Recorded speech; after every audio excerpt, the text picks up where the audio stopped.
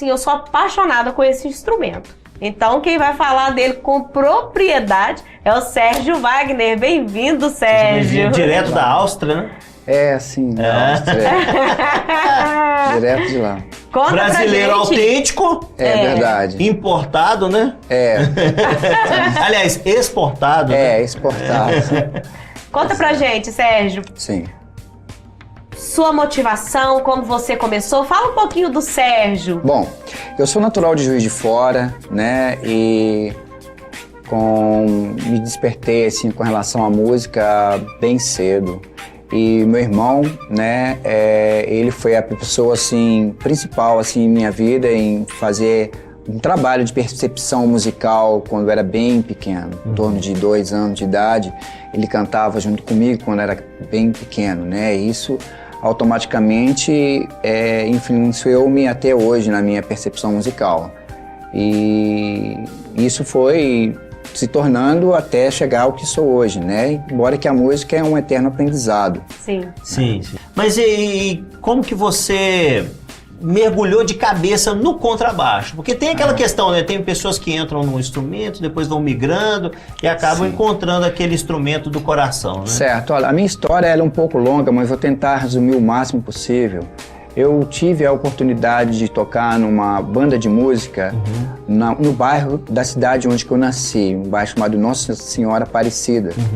E eu fiquei sabendo, pena, né, que essa banda acabou, né? Em Juiz de Fora. Em Juiz de Fora. Um abraço aí, ó. Pessoal aí, de Juiz de Fora. Né? Aí, então é o seguinte, eu participei dessa banda e comecei tocando um surdo pequeno, porque eu era bem pequeno. Depois eu passei pro bumbo, depois fui pra caixa, e depois eu peguei começou com percussão. horn, que era um instrumento de percussão. Não é percussão, ele marca, né? A parte rítmica da música, dos dobrados, né? Fica só é tipo um instrumento que compõe a parte rítmica, né, de uma banda. Uma banda de música, né? E essa banda era composta de vários músicos aposentados, então todo mundo acima de 60 anos. E eu era o mais novinho de todos. O mais novo de todos. E eu era apaixonado com o uniforme da banda, aquela coisa toda. Aí eu vim para Belo Horizonte quando tinha 9 anos de idade. É uma outra história também, eu saí muito pequeno, vim de caminhão sozinho, deixei minha mãe lá. Ela me deu a permissão de eu vir a Belo Horizonte e aí não voltei mais a Juiz de Fora. Sim. Né? E aí eu sempre fui muito musical e muito determinado com relação aos meus objetivos, né? E tudo que eu pegava para tocar, eu tocava bem, entendeu? Porque eu vejo o seguinte, não importa a profissão qual que você exerça, você tem que fazer de uma forma sublime, né? E original e com muita dedicação, né? Porque aí o resultado vem posteriormente, qualidade, né? Então, eu pegava uma guitarra, tocava ela com um timbre que todo mundo ficava olhando, mas você tira o som assim tão legal da guitarra. E eu observava qual o lugar melhor, a melhor região, o melhor som, entendeu? Eu não pegava e tocava de uma forma sem ter esse critério. Maneira, sem critério. Não, eu já tinha uma percepção do que era o bom e do que era mais ou menos e o que era ruim. Que é o que a gente fala que é o ouvido, né? Sim, porque é o seguinte, existe uma matéria na música chamada percepção musical, e a percepção musical, ela é realmente muito importante quando uma pessoa se dedica a ter uma carreira acadêmica, entende? Ele tem que ter uma percepção musical muito bem estruturada em termos de intervalos musicais, em termos de estilo musical, entendeu? Então é muito abrangente, não é simplesmente pegar e tocar no instrumento. Não, você tem que gradualmente se inteirar sobre a importância do instrumento que você trabalha com sentir ele. o instrumento, né? Eu digo em termos de trabalho, porque muitas pessoas colocam a música como algo superficial, só de entretenimento. Exato. Não é bem por aí, não é? Nós temos falado isso muito aqui, não é? né, amor? Em vários programas nós temos citado a importância do instrumento, dos pais incentivarem os filhos desde novinhos a tocarem, né? Eu mesmo sou uma pessoa que eu detesto sair pra tocar e não ter o contrabaixo. Eu sinto falta do contrabaixo. Então, o que foi que te deu essa luzinha aí do baixo? Eu tinha um grupo, né, que coincidentemente ontem nós ensaiamos, depois de alguns anos, chama-se Alma Livre. Até por sinal o Ricardo tocou na minha banda, entendeu? Sim. Juntou. Ricardo, se você tiver foto... Coloca aí. Não sei, né? Eu não sei, mas... Vai que tem alguma. Então a gente tocava junto. Aí teve uma vez que o meu guitarrista, ele não pôde comparecer. Não era o Ricardo, era o irmão do Ricardo, que é o baterista da minha banda. Sim. Entendeu? Então aí ele não foi e ele tocava baixo. E geralmente eu tocava mais guitarra. Aí quando eu comecei a tocar o baixo, eu senti assim, este é o meu instrumento. Entendeu? Entendi. E dali eu falei assim, infelizmente você perdeu seu lugar. E eu passar as músicas para ele, a parte de guitarra, e eu apaixonou pelo Sim, contrabaixo. aí foi, esse é o meu instrumento. Foi essa a transição. Essa foi a transição. Aí foi aquela paixão mesmo. Sim, hoje em dia eu toco baixo de 4 cordas, fretless como esse, um baixo nacional. Né? Um baixo nacional, por orgulho, nacional. Eu posso falar nacional que eu tenho um Kenny Smith, né? Para quem conhece de baixo, eu tenho um Kenny Smith de 30 anos, né? Um instrumento muito bom. Dá para você valorizar o que é feito no Brasil. Então, assim, aqui no Brasil tem vários luthiers, assim, fenomenais, pessoas assim que eu vejo assim que ajudam, né, para cuidar do instrumento, construção. Ajudam você a construir. Não, eles são construtores, eles constroem instrumento com a mesma qualidade, com a mesma competência de qualquer luthier francês, qualquer luthier alemão. É sério, eu moro na Áustria, eu sei o que eu estou dizendo. Entendeu? Eu toco com vários instrumentos, conheço vários luthiers, conheço vários músicos, digamos assim, que eles me conhecem, entendeu? Isso é muito importante, né? Porque saber valorizar, né, o que é nosso aqui, nossa terra. A gente tem certas madeiras aqui que são únicas, né? Embuia. País. Exato, e tem sido usado em vários instrumentos, né? Sim. Nós trouxemos também um luthier aqui que, assim, ele deu algumas dicas, né? E justamente falando a respeito de qualidade de instrumento, do cuidado do instrumento. Sim, a forma de conservação, né? Sim. O Brasil é um país continental, então existe regiões que a umidade do ar é maior, é menor, então você tem que ter esse cuidado quando você vai fazer uma turnê no Brasil, por exemplo. Estou me dirigindo a todos os músicos que tenham essa oportunidade de trabalhar profissionalmente. Você tem que ter um certo cuidado com relação à forma como você vai transportar o seu instrumento, de forma que você deixa, você sempre ficar observando se está muito seco, porque isso interfere também na forma muito, de... né? Sérgio, agora conta pra gente. Quanto tempo tem que você toca?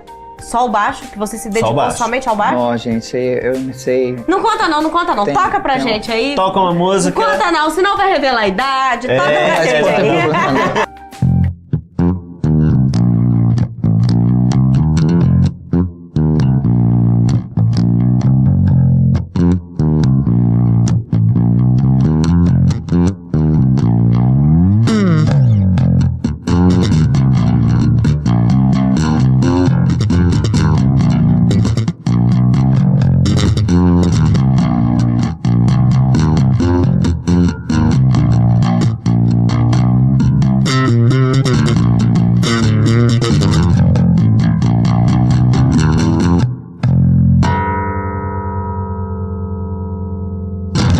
Isso aí. Direto da Áustria. Vamos lá. Será que ele escolheu a Áustria? Sério? Por quê, né? Por quê? Bem, eu escolhi a Áustria porque eu sempre fui seduzido pela música erudita, música clássica, né? Sim. Desde Bottesini, Dittersdorf, são os contrabaixistas, né, assim, virtuosos, né? E eu toco contrabaixo acústico também, né? Minha escola é alemã e vienense, as duas, né? Tem, para quem estuda contrabaixo acústico sabe o que eu estou falando, né? São a forma, as escolas do arco, né? A forma como você pega no arco, né? Tem a escola francesa, a escola alemã, a escola austríaca e assim vai, né? E chegando lá, você já logo caiu nesse mundo do erudito ou você já tinha isso aqui, enraizado aqui no nosso país? Porque você foi para estudar, né? Aprofundar. Eu fui para tentar, né, o meu estudo e ampliar os meus conhecimentos com relação ao contrabaixo acústico. A pessoa que mais me influenciou no contrabaixo acústico foi o Valdir Claudino, né? Um beijão aí, Valdir. Né? O Valdir, ele é doutorado em contrabaixo acústico. Ele, se não me engano, é o vice-reitor ou vice-diretor da UENG. Sim. Uma pessoa, assim, que me influenciou muito e nós temos uma história juntos, né? Com relação ao contrabaixo, e ele que me impulsionou a estudar o contrabaixo acústico.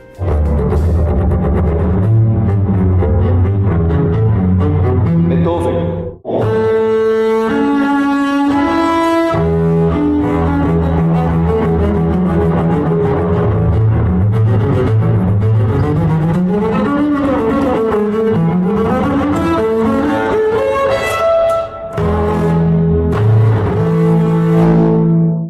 E aí eu fui para a Áustria, né? Eu não fui para Viena, eu fui para Vorarlberg, que faz fronteira com a Suíça, com Liechtenstein, com Deutschland, que é a Alemanha, e existe países próximos também, que é a França e a Itália.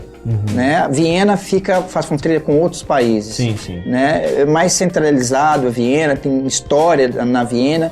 Mas eu fui a primeira vez à Europa em 2005 para fazer uma turnê e morei na Suíça. Aí Deus fez com que eu voltasse ao Brasil, né? Por que eu digo Deus, né?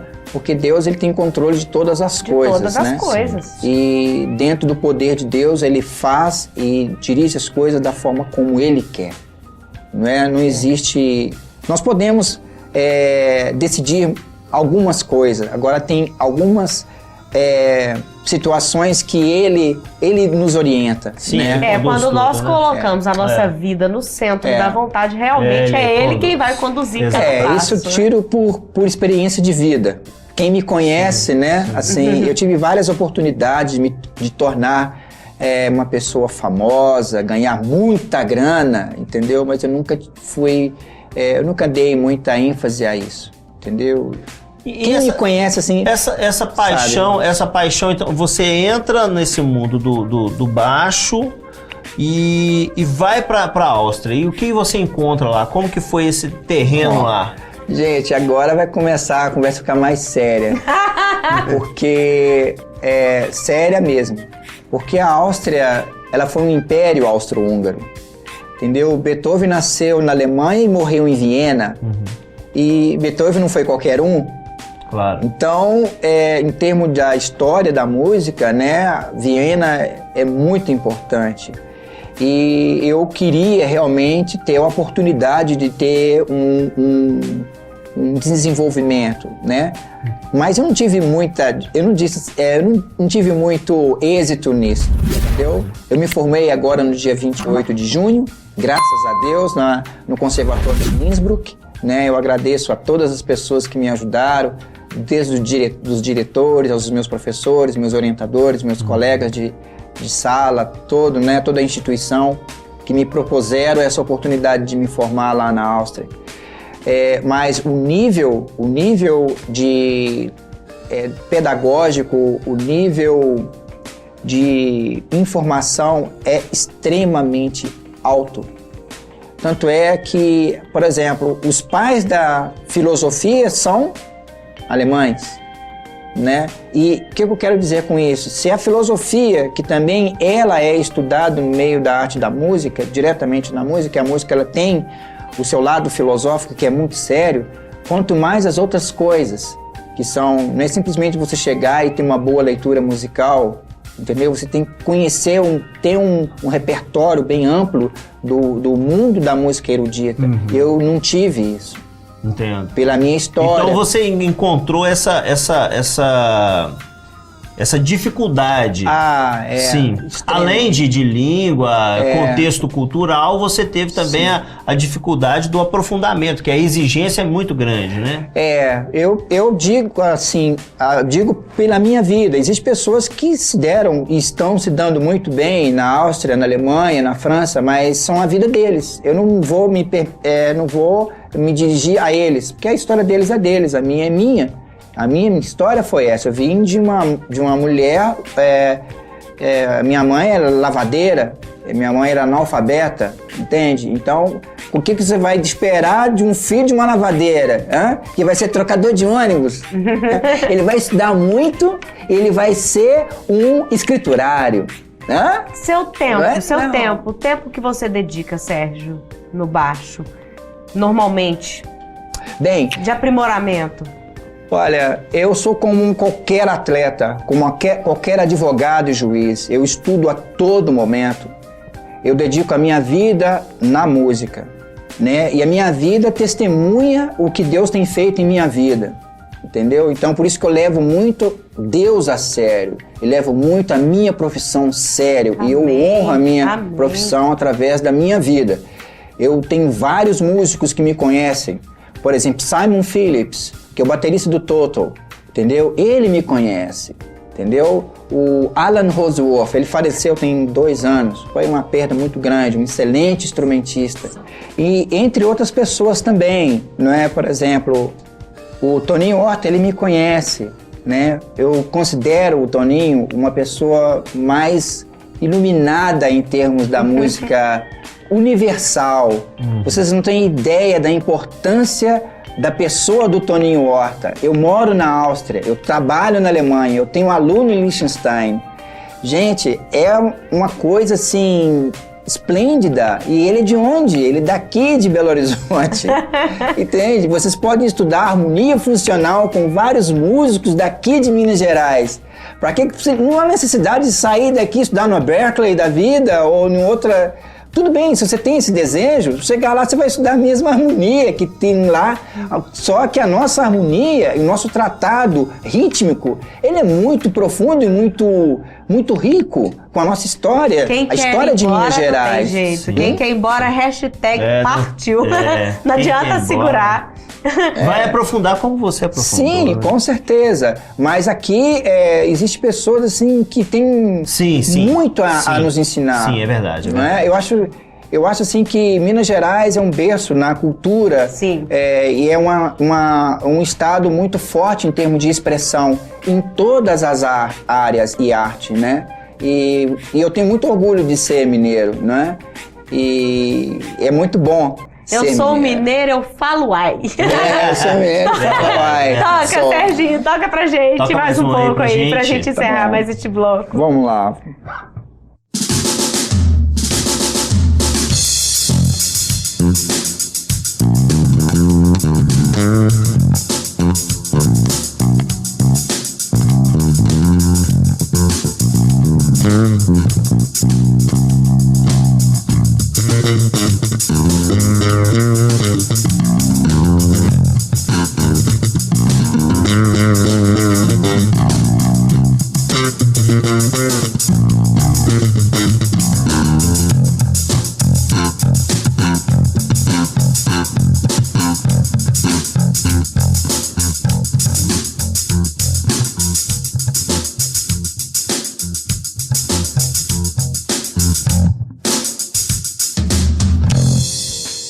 Sérgio, vamos lá. Pois não.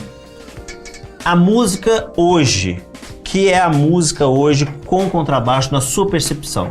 Olha, é um instrumento que tem uma responsabilidade muito grande, porque hoje o contrabaixo não é simplesmente um instrumento de percussão, mas um instrumento harmônico, rítmico, tudo ao mesmo tempo. Hoje existe o contrabaixo de 7 cordas, que eu também trabalho com um instrumento de 7 cordas. Você pode fazer várias transcrições, até algumas partidas de bar. Existem pessoas que se dedicam a esse tipo de estudo e aplicam esse estudo no instrumento de 7 cordas. Existe também a área de fusion, que você pode trabalhar de forma atonal também, composições mais complexa e moderna, ou você pode fazer o que eu estou fazendo aqui agora, mais uma parte de condução, né, que você conduzir uma harmonia e trabalhar de uma forma bem mais, não com muito virtuosismo, não é? Porque o contrabaixo, você pode ver que tanto Jaco Pastorius, como Marcus Miller, como Victor Wooten, Stanley Clarke, que foi a pessoa que mais me inspirou no contrabaixo.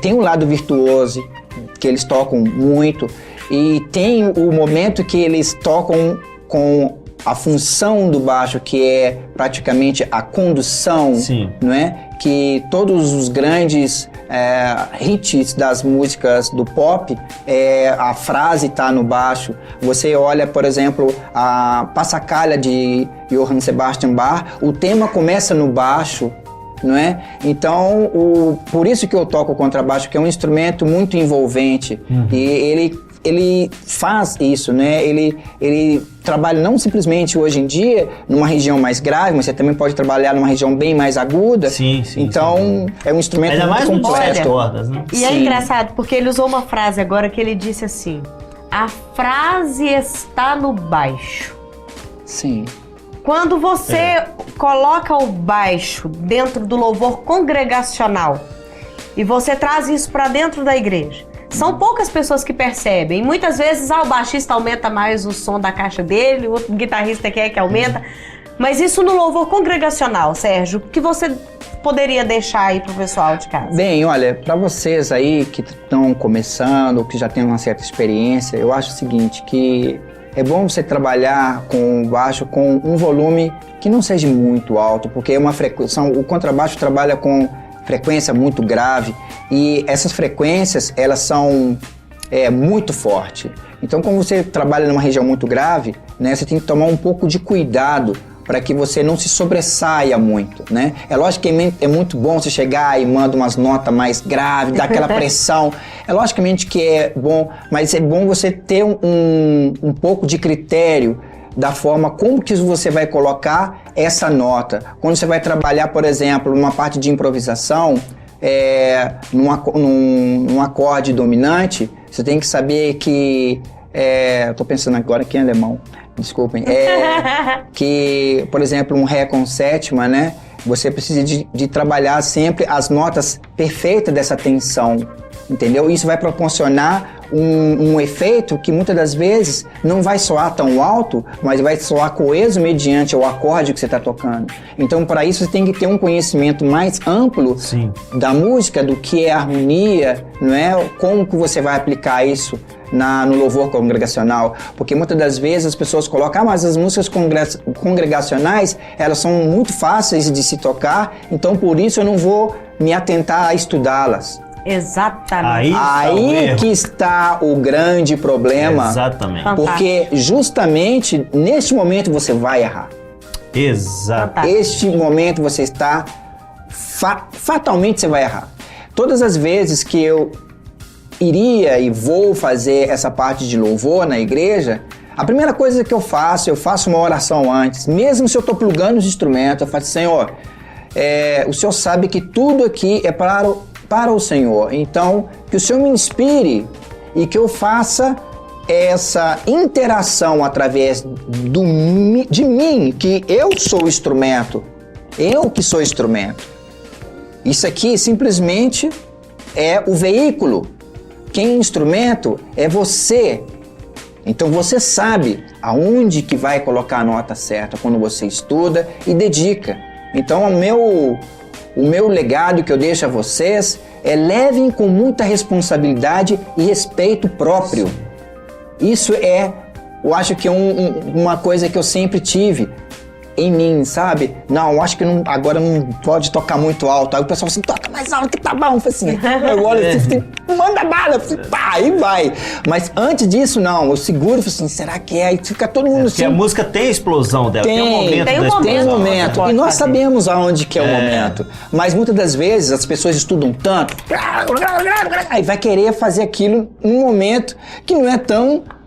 Não é? O pastor tá lá fazendo uma pregação, né? Quem quer aceitar a Cristo e tal, o cara manda uma seca, chega lá assim, todo mundo assusta, né? Quem quer aceitar Jesus? Aquele louvor, para, tranquilo. A pessoa manda o cara chega e manda.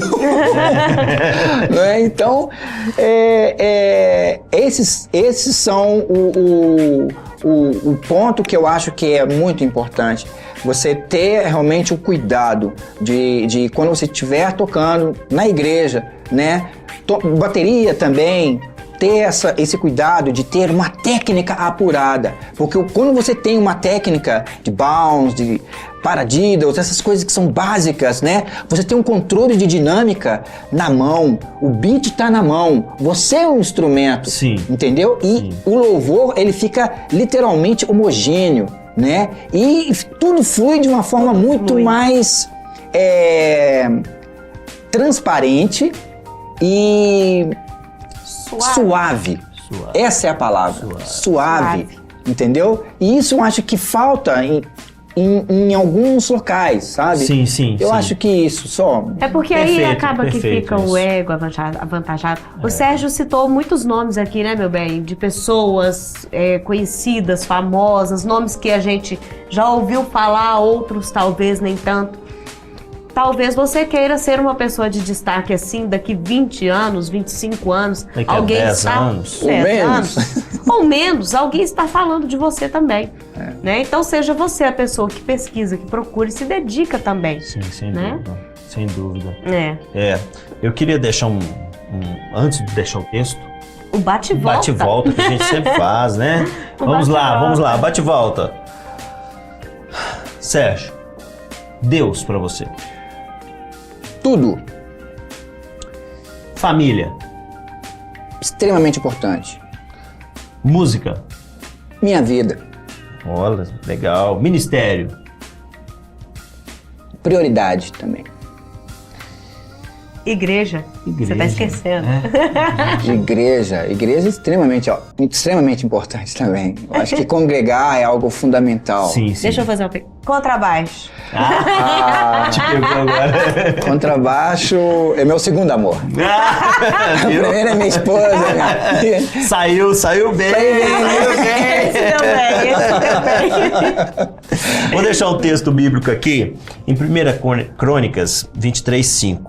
4 mil porteiros e 4 mil para louvarem ao Senhor com os instrumentos que eu fiz para o adorar. Disse Davi. E Davi os repartiu por turnos segundo os filhos de Levi. É impressionante, né? Como que a gente vê a necessidade do instrumento nessa busca incessante da adoração. E eu fico maravilhado quando a gente vê pessoas como você, Sérgio, que tem paixão não só por tocar, mas também por buscar mais e mais conhecimento. Gente, não seja aquele camarada que chega lá na hora do louvor e eu sei tocar e toca. Nem treinou em casa, nem fez nada em casa. A chance é muito grande. Não é? E erra, erra. Não estou aqui conjecturando, erra. Busque aprofundamento, busque conhecimento, busque a cada dia se apaixonar. Dá pra ver, a gente conversa com o Sérgio e a gente vê nos olhos dele a paixão pelo aquilo que ele faz, que é tocar. Você vê que Deus o abençoou, o agraciou com essa paixão e ele consegue transmitir isso.